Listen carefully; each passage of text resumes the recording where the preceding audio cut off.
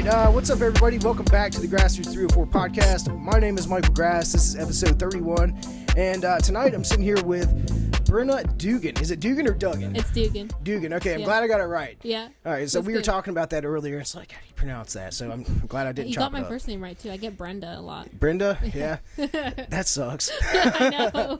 Yeah, I had an Aunt Brenda, though, so I shouldn't say it sucks. That's a great name. It's a great name. It's just like, I don't think it's on our generation name Right, yet. yeah, it's an older lady name, isn't it? For our generation. Well, hey, welcome to the shop, welcome to the show, welcome to the podcast. Thank you. You're welcome. Why don't you tell me a little bit about yourself?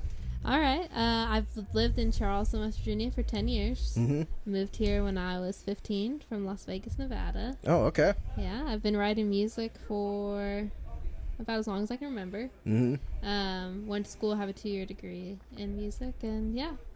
Okay. That's a little short brief. That's cool, though. So you've been living here for 10 years. What brought you to Charleston? My dad's from the area, so we just moved back home to be close to family. And Okay. Yeah. Okay. What do you like about living here so far? I guess after the 10 years. Yeah, the community. Yeah. I have a great group of people surrounding me, and they've really encouraged me and pushed me to grow a lot. Yeah. So yeah, it just feels like home. Yeah, we do. We've got we've got a strong music community here in Charleston, and a lot of people know each other too. And a lot of people play music as well. I was checking out your Instagram, trying to figure out a little bit about you beforehand, and I saw that you play with Quiet. Yes. Yeah, and Aaron Fisher. Yeah. Okay, Aaron that's cool. Awesome. How long you been working with them? I've only been working with Aaron for like 6 months, and Quiet, and I've been in Quiet since January of this year. Oh, so cool. It's still all new. Okay. But I've known the guys for over a year now, or about a year. Yeah. So we all just kind of fell into place with the Nice. music. Yeah. Nice. How'd you meet them? I was at a Home by 10 show, and we all just ended up going back, hanging out, and we've been friends ever since then. Okay. That's pretty simple then. Yeah. I was at the Quiet neighborhood show a couple weeks ago. Yeah, that was a really good turnout. Yeah, it was. We built that stage. Did you really? Yeah. Yeah. How long did that take? I don't know how long it took to get all the parts together, but we put it up in an afternoon, and we took it down in an afternoon. Oh, you took it back down? Yeah. I thought it might be like something permanent that would be there. Nope. No? We just have Okay. the parking lot for the day. Wow. So. Well, that's amazing. Yeah. Yeah, that was it was pretty cool with everything that went into it to make it happen for that. It was one day, but it was an all day event, wasn't it? Yeah. And there was like a parade, and there were food trucks there, and a bunch of different stuff. So Yeah, it was awesome. And we had 3 bands there. We had the Mark Miller Band, and we had Tony from Bowling, okay. and then Quiet. Yeah. Okay, I know who Tony from Bowling is. Yeah. He They're played a great. show at the Starlings a couple years ago for a WTSQ event that we had over there. So Yeah, they're really talented. They're a great group to watch. We had they were here in Charleston for the Home by 10 at Base Camp too. okay, all right, Yeah. cool. Was that show just a couple weeks ago at their new location, or when they were like switching? Yeah, It was okay. at their new location. Okay, cool. I don't know where that is, but I definitely got to go down there and check it out and should. buy some merch and Yeah, support it's local a really business. Cool spot. Yeah. Why don't you tell me? You just got off stage a few minutes ago. This is your first time performing here, right? Yeah, Yeah. What did you think about it?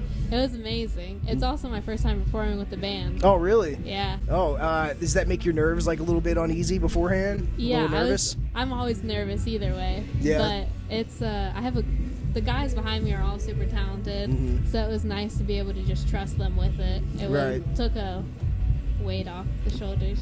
Brenna and The Boys, right? Brenna and The Boys. Okay, yeah, I dig it.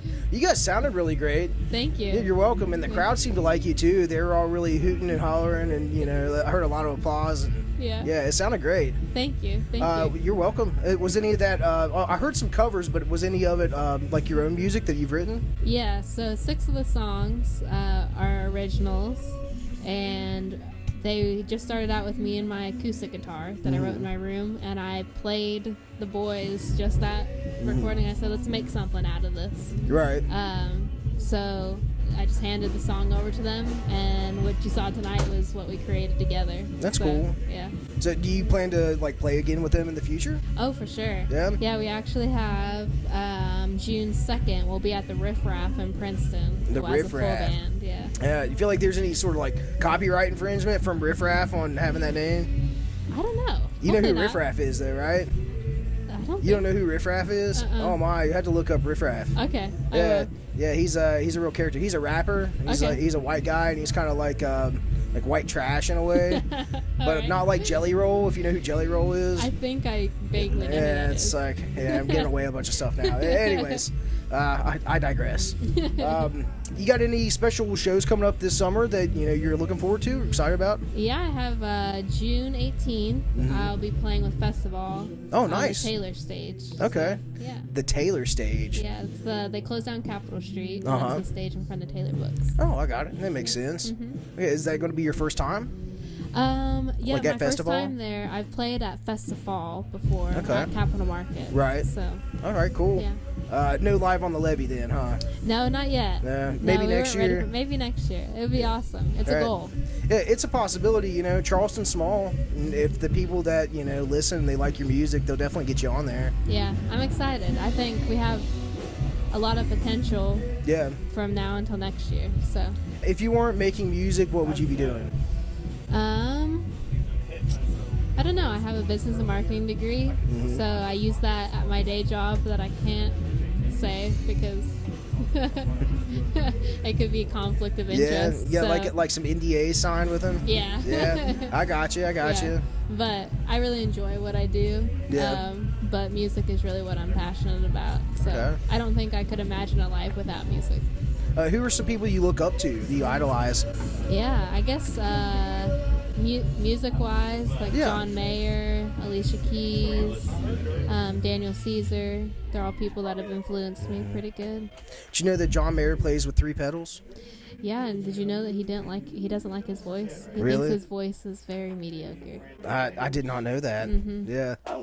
Well, sometimes we all get a little bit self-conscious. And sometimes I open up this and I'll watch it later on when I go to produce it and I'm like, oh, shrill, my own voice. Yeah, but it's we're our own worst enemies sometimes, right? Yeah, we're our own worst critic. You go to music festivals? I've been to... Actually, have I been to a music festival? I would like to go, but I don't think I've been to Funkfest in Yeah, Huntington. that kind of counts. Yeah. Yeah, one day music festival. Yeah. Okay, we got Mountain Music Fest coming up here in a couple weeks. Yeah. Yeah, that's a big favorite local one. Yeah, I need to try to get out to a few. Yeah. Yeah. You can get on the bill for them, You get your music out there. Like, I know this is all beginning and stuff, but you could, Yeah, it's get your music out there to those people. Yeah, I think after tonight, I'm motivated to do more. With Certainly. The band, so. If there's somebody that you knew that hadn't been here to the shop before, what would you tell them, to get them to come here to the shop? Well, I have told people about that haven't been here before, and I always talk about the sound system. And the first show that I saw here was John Ingram. Oh, yeah?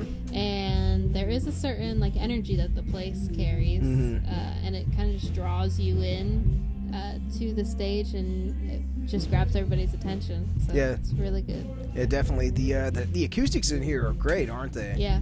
It's something that people always talk about. It's like, I'm a kind of a music guy, but I'm not a musician. So to hear from other people that really know and understand it, it means a lot. They put in a lot of work into it, and obviously a lot of money to make this place what it is. So I think it's a great thing for Charleston. I mean, little Dunbar as it is, but definitely for Charleston, and maybe even southern West Virginia at that. Yeah, it's definitely one of a kind. Whenever people hear that it's in Dunbar, it's that reaction. Dunbar, what's in Dunbar? Well, the shop's in Dunbar. Right, so. the shop's in Dunbar. Yeah. You got to put it on the map. It can't just be semi-famous for Graziano's. Yeah. Although that's a bonus. Yeah, Graziano's. I call them Grouchianos though, because they're kind of grouchy over there.